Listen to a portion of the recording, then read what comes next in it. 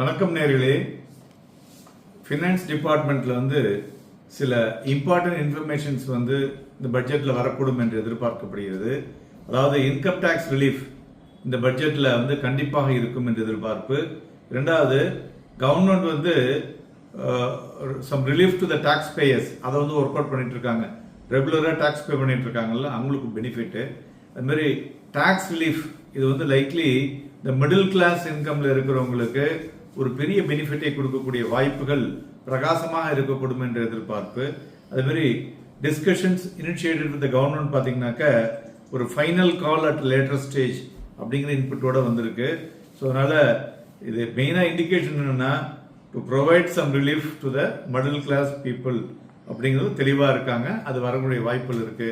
So அதனால enjoy with tax benefits and tax reliefs on next month July 22. நன்றி, வணக்கம்.